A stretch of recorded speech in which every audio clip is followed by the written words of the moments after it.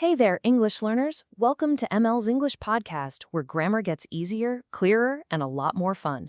Today's lesson is all about uncovering a simple but powerful secret about grammar.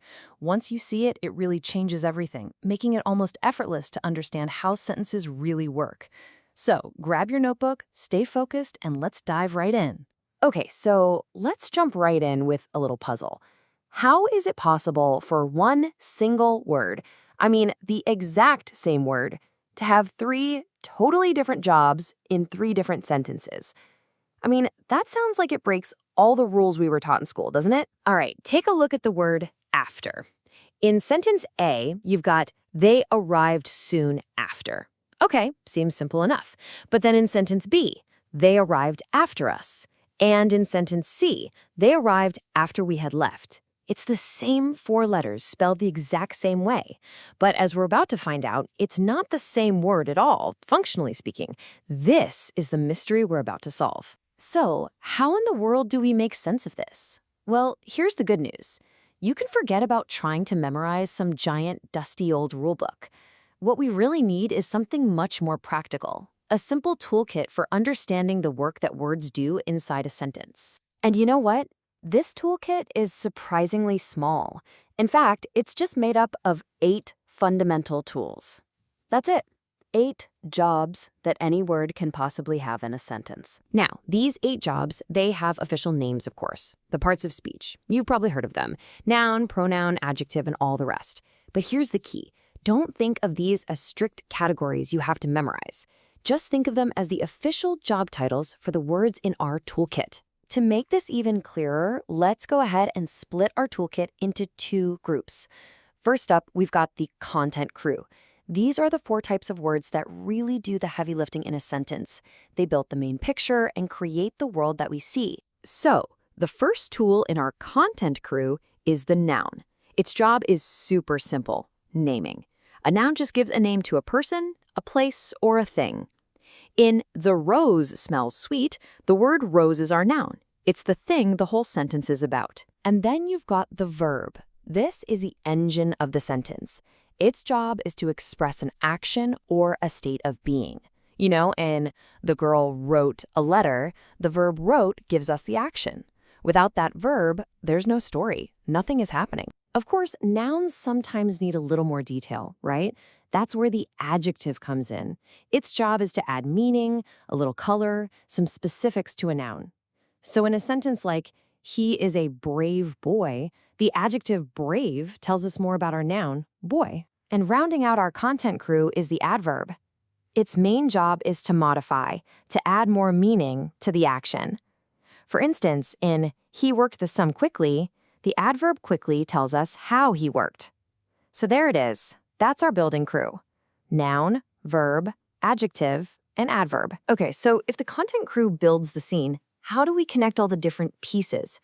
Well, that's the job of our second group, the connector crew. These are the words that give the sentence structure, build relationships between ideas, and even inject some feeling. Our first connector is the pronoun, which is basically just a stand-in. Its job is to replace a noun so you don't have to keep repeating yourself. Like in, the books are where you left them. See? Them is just a really handy shortcut for the books. After that, we've got the preposition, and this word is all about showing relationships. It shows how a noun or a pronoun connects to something else, usually in time or space. So in there is a cow in the garden, the preposition in tells us the cow's location relative to the garden. It connects them. So what about joining different ideas together? Well, that's the job of the conjunction. Think of it as the sentence's glue. It connects words, phrases, or even entire ideas. In I ran fast, but missed the train, the conjunction but links 2 separate thoughts into one single, more complex story. And the final tool in our entire kit is just pure emotion, the interjection. Its job is to express a sudden burst of feeling.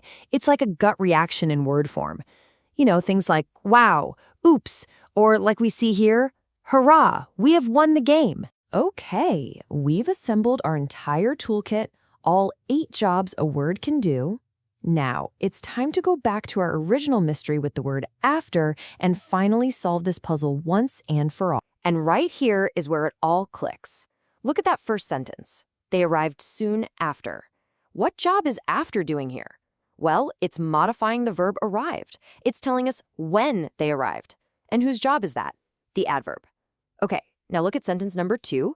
They arrived after us. Here, after isn't modifying the action. It's connecting us to arrived. It's showing a relationship. That's a preposition's job. And finally, the third sentence. They arrived after we had left. Here, after is doing something completely different again. It's joining 2 whole sentences together, and that's a conjunction's job. See? Same word, 3 different jobs. So the very same word took on 3 different jobs, and in the process became 3 different parts of speech.